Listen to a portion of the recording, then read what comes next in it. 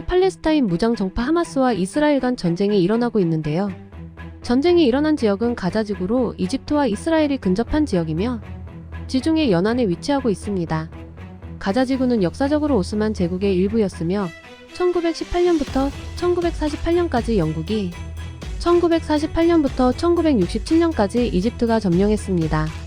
1948년 국가를 선포한 이스라엘은 1967년 6.1 전쟁으로 불리는 3차 중동 전쟁에서 이집트로부터 가자지구 통제력을 빼앗아 장악했는데요.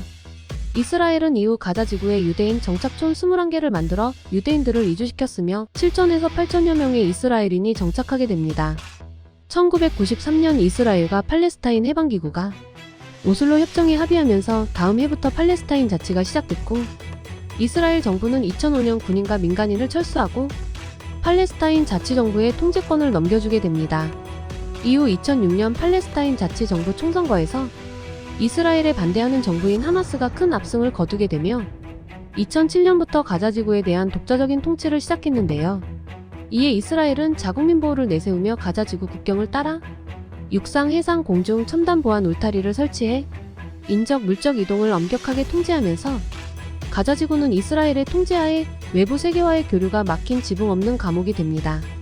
거기다 인구 밀도가 높은데 인구 10명 중 6명 이상이 실업 상태로 아무것도 하지 못하며 인권을 억압받던 팔레스타인 민중의 불만이 쌓이게 되면서 하마스가 지지받게 됩니다. 이후 크고 작은 분쟁이 이어져 오다 하마스는 지난 18일 휴전 연장을 거부한 채 이스라엘 남부 지역에 로켓탄과 박격포탄을 잇따라 발사해왔고, 이에 이스라엘은 가자지구의 무장단체 진지를 선별적으로 공습하면서 하마스 등이 로켓탄 공격을 중단하지 않으면 대규모 군사작전에 나설 것임을 여러 차례 예고했습니다. 이후 이스라엘은 가자지구에 대한 봉쇄 정책을 최고 수위로 높이면서 대규모 응징을 경고해 오다가 마침내 동원령을 승인하면서 전쟁이 일어나게 된 것인데요. 이렇게 중동 정세가 불안해지면서 국제유가가 약 4%가량 급등했다고 합니다. 이스라엘과 팔레스타인 모두 원유 생산지가 아니어서 양측의 충돌이 원유 시장에 끼치는 직접적인 영향은 없지만 이란이 하마스의 공격을 지원했다는 보도가 나오면서 미국과 반이스라엘 무장 세력을 지원해온 이란 간 대리전 양상이 일어날 가능성을 배제할 수 없어 국제유가가 급등하게 된 것인데요. 전쟁이 미국과 이란으로 확산하면 국제유가와 함께 물가 상승세가 커져 국내외 금리 인상 압력이 더 강해질 수 있고, 반대로 전쟁이 글로벌 경기 침체를 앞당길 경우 물가와 금리 부담은 줄일 수 있으나 수출 정상화 지연 등으로 경기 전반에 타격이 있을 것으로 우려된다고 합니다.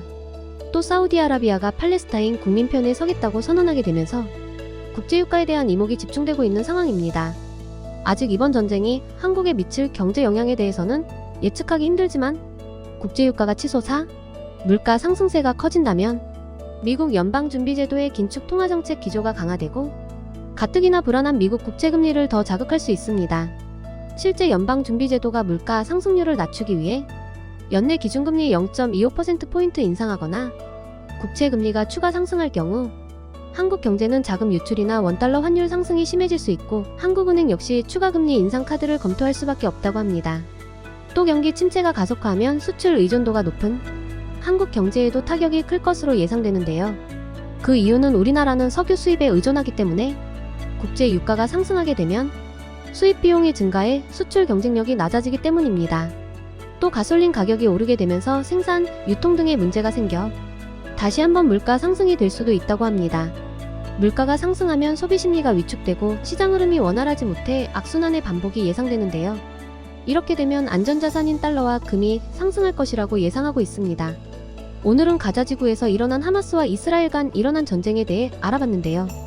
더 이상 사망자가 발생하지 않길 바라며 전쟁이 확산하지 않았으면 좋겠습니다. 시청해주셔서 감사합니다.